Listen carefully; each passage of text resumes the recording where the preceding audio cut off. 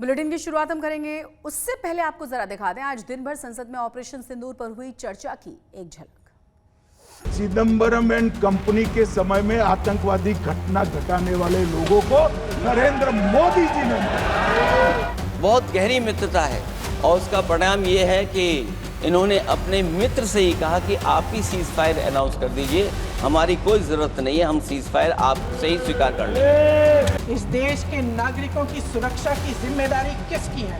क्या इस देश के प्रधानमंत्री की नहीं है? क्या इस देश के गृह मंत्री की नहीं है?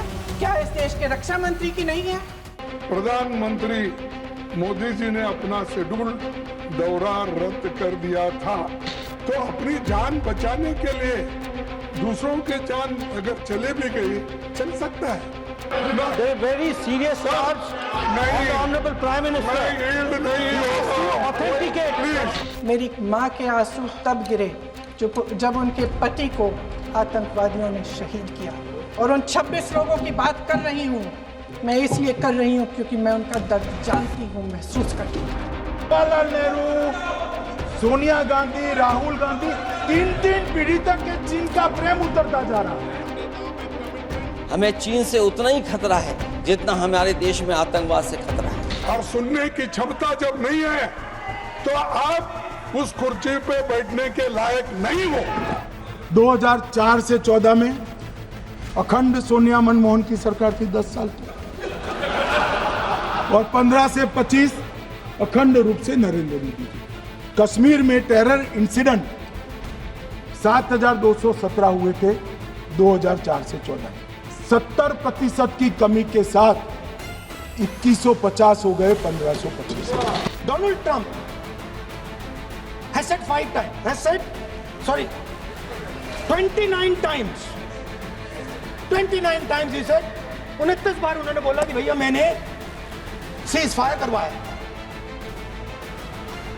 अच्छा, अगर वो झूठ बोल रहे हैं तो अपने भाषण में यहां प्रधानमंत्री कह दें कि वो झूठ बोल रहे हैं। 22 अप्रैल का बदला निर्धारित लक्ष्य के साथ हमारी सेना ने ले लिया। अध्यक्ष जी, दुनिया के किसी भी नेता ने भारत के ऑपरेशन रोकने के लिए नहीं कहा।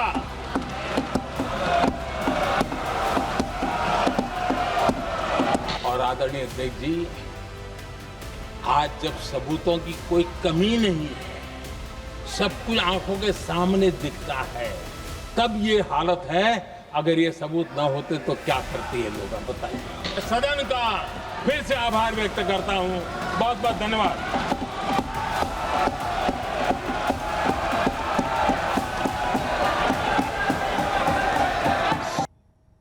ऑपरेशन सिंदूर को लेकर संसद में हुई चर्चा के बीच चंडीगढ़ से कांग्रेस के सांसद मनीष तिवारी के एक पोस्ट ने कांग्रेस पार्टी में चल रहे मतभेदों और मनभेदों की अटकलों को उजागर कर डाला है।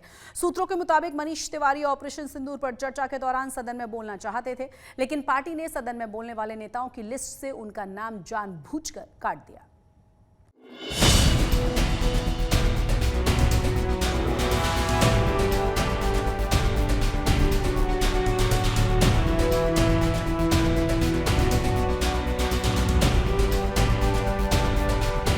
संसद में ऑपरेशन सिंदूर को लेकर हुई मैराथन चर्चा के बीच कांग्रेस पार्टी के अंदर मतभेद और मनभेद की खबरें भी सुर्खियां बनी, और इसका खुलासा चंडीगढ़ से कांग्रेस के सांसद मनीष तिवारी के सोशल मीडिया पोस्ट से, जिसमें उन्होंने साल 1970 की फिल्म पूरब और पश्चिम के गानों की लाइनों को कोट करते हुए लिखा है। प्रीत जहाँ की रीत सदा, मैं गीत वहाँ के गाता हूँ, भारत का रहने वाला हूँ, भारत की बात सुनाता हूँ।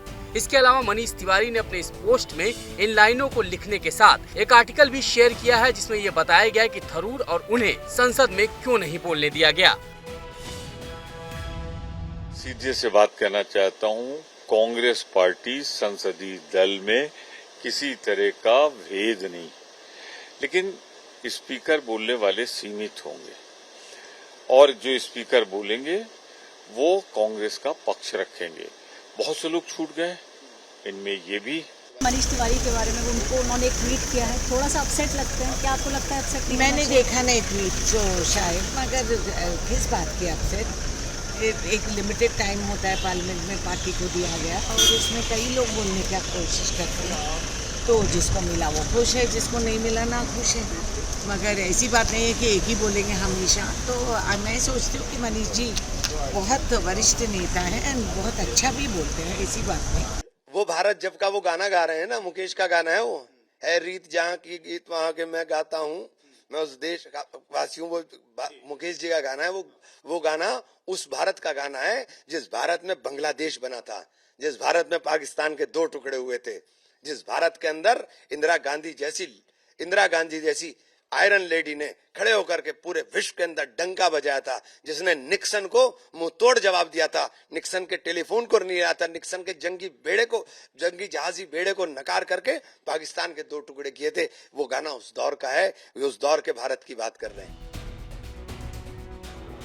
कांग्रेसी सांसद अंदरूनी कलह की खबरों को नकार रहे हैं और संसद के नियमों का हवाला दे रहे हैं। पर आपको बता दें कि सूत्रों के मुताबिक मनीष तिवारी ने लोकसभा में नेता प्रतिपक्ष राहुल गांधी के ऑफिस को मेल किया था और चर्चा में बोलने की इच्छा भी जताई थी, लेकिन कांग्रेस की ओर से जारी की गई वक्ताओं की लिस्ट से शशि थरूर और मनीष तिवारी के नाम को बाहर कर दिया गया था। और आज जब उनसे संसद के बाहर उनके पोस्ट को लेकर सवाल पूछा गया तो उन्होंने क्या कहा, सुनिए।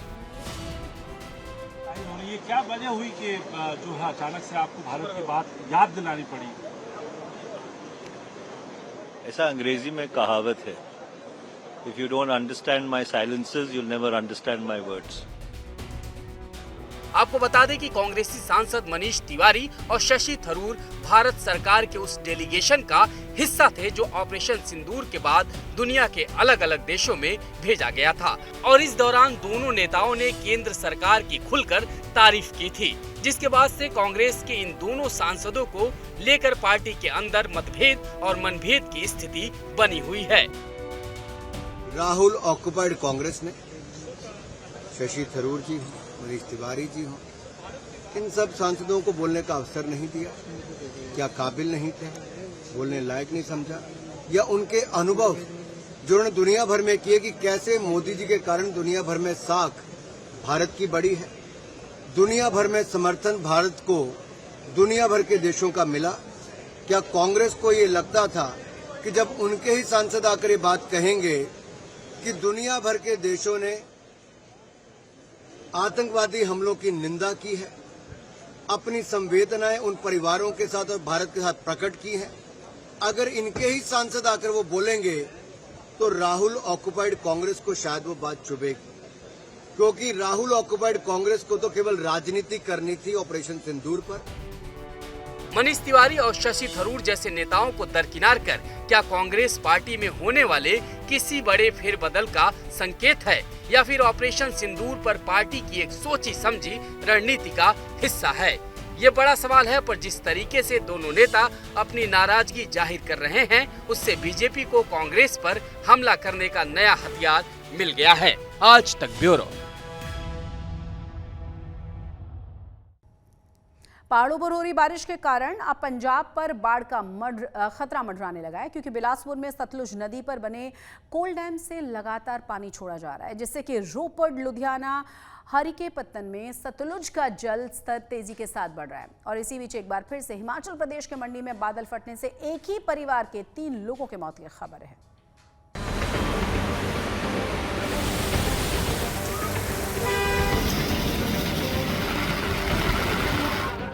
इन वाहनों की हालत देखिए, अंदाजा भी नहीं लगा सकते कि जब फ्लैश फ्लड आया होगा तो उसके साथ क्या तबाही मची होगी।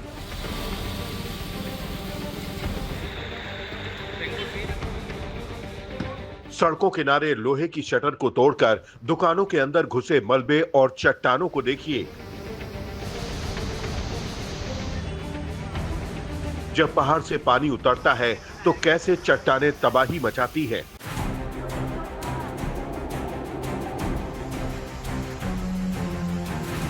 मलबे में डूबे मकान की खिड़की से निकाले जा रहे इस शख्स की हालत देखिए, किसी तरह इन्हें सीढ़ियों से निकाला गया है। जिस मकान में फ्लैश फ्लड से आए मलबे ने चारों ओर रास्ता बंद कर दिया तो अंदर फंसे युवक और महिला को किसी तरह खिड़कियों के रास्ते निकाला जा सका।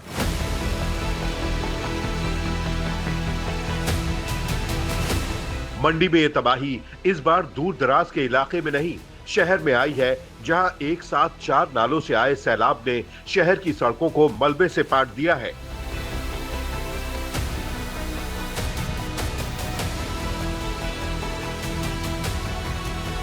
मंडी शहर के अस्पताल रोड, जेल रोड, तुंगल मोहल्ला, सैन मोहल्ला, इन सारे इलाकों में सड़कों से लेकर चारों तरफ मलबा ही मलबा भरा पड़ा है।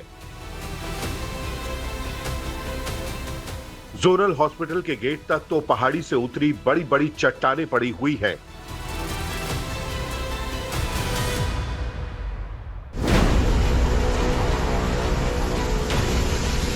जिला प्रशासन नदी नालों किनारे बसे लोगों को सुरक्षित जगहों पर चले जाने की नसीहत दे रहा है, क्योंकि मंडी शहर के विक्टोरिया पुल के पास भी भीषण लैंडस्लाइड हुआ है। प्रशासन की ओर से इस आपदा से परेशान हुए लोगों के राहत बचाव के लिए बिपाशा सदन में राहत कैंप लगाया गया है।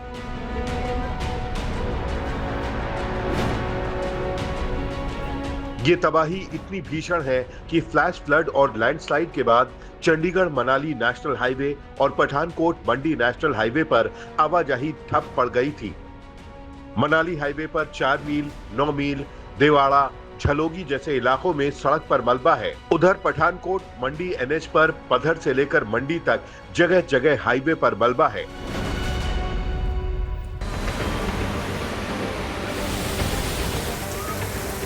मुसीबत की बात यह है कि मौसम विभाग ने हिमाचल प्रदेश के कई इलाकों में बारिश की चेतावनी जारी की है। इसमें बिलासपुर, चंबा, हमीरपुर, कांगड़ा, कुल्लू, लाहौल स्पीति, मंडी, शिमला, सिरमौर, सोलन और ऊना में कहीं सामान्य तो कहीं जोरदार बारिश हो सकती है।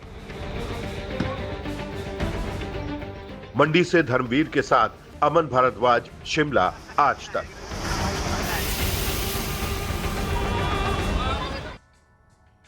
हिमाचल प्रदेश के मंडी में एक बार फिर से आसमानी आफत का कहर ढहा है। बादल फटने की वजह से चारों ही तरफ तबाही का मंजर है। मंडी से हमारे संवाददाता अमन भारद्वाज की इस खास रिपोर्ट को देखिए। हिमाचल के दिल को मंडी यानी कि छोटी काशी जिसको कहा जाता है, एक बार फिर बिगड़े मौसम ने, आपदा ने दहला के रख दिया है। 3 जनों की जान चली गई और एक इंजर्ड है बताया जा रहा है, जिसको अस्पताल में भर्ती करवाया गया। और जो फिजिकल डैमेज या एक तरीके से नक्शा आप देखिए किस तरीके से बदल गया है। पूरे मलबे की चपेट में पूरा शहर का ये जो जेल रोड स्थित पैलेस कॉलोनी है वो कैसे चपेट में आई है। और ये 10 से 12 फुट मलबा है जहां पर हम अभी मौजूद हैं।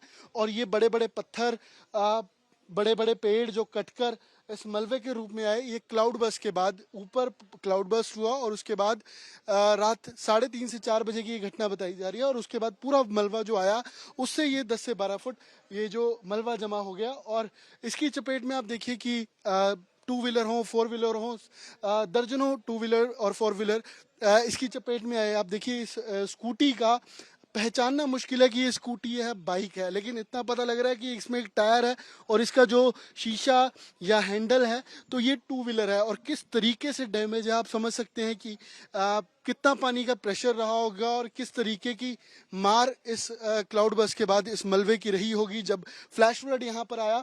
और साथ साथ अपने घरों में लोग जो बैठे हुए थे, सो रहे थे रात को, उनको तक उठा दिया। किसी ने कोशिश अगर की भी की अपने ऑटो को या 2 व्हीलर 4 व्हीलर को हटाया जाए, बचाया जाए, तो वो भी इस हादसे का शिकार हो गए। और ये बाइक है, आप देखिए नीले रंग की बाइक है और क्या इसकी हालत हो चुकी है। पूरा मलबा इसमें आपको भरा नजर आ रहा है।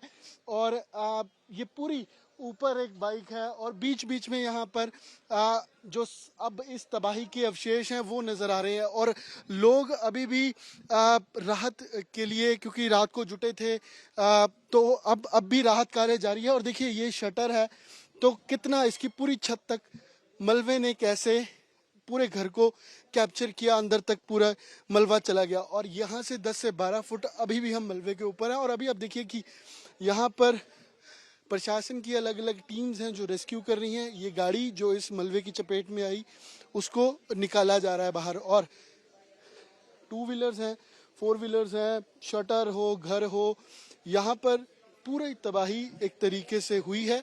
और यहाँ के स्थानीय जो लोग हैं उनसे बातचीत करेंगे। आपका क्या नाम है जी? जसप्रीत सिंह है मेरे साथ। जसप्रीत जी, ये कैसे हुआ? आप बादल फटा ऊपर और उसके बाद क्या हुआ, क्या लोग कह रहे हैं? सवेरे 3:30-4 बजे का टाइम सीगा जो बदल फटिया। ऑटो अपना हिलाने के लिए आ रहे थे, भी चलो साइड में कर लेते हैं, बचाव घर था उनका ऊपर था घर। हाँ, ऊपर घर था, घर से आए हैं पूरा परिवार। वो ऑटो भी ऊपर ही खड़े थे साथ में। तो जब भी ऑटो स्टार्ट किया ना तो तभी पीछे से सारा मलबा एकदम से आ गया पीछे। तो वही से 3:30-4 बजे की बात है सुबह। और उसके बाद फिर उनके बाद सारी गाड़ियाँ यहाँ पे आके सारा कुछ रुक गया, सारा मलबे के नीचे दब चुका है सारा कुछ। अभी सारी नीचे काफी बाइक्स हैं जो नीचे दब चुकी हैं। ये गाड़ी कहाँ खड़ी हुई थी? यही गाड़ी इधर ही खड़ी हुई थी। तो उसके साथ अभी उनकी 2-3 गाड़ियाँ और थी जो बीच में फंस चुकी थी। अब इसको निकाला जा अभी ये लास्ट गाड़ी है जो निकाली जा रही है।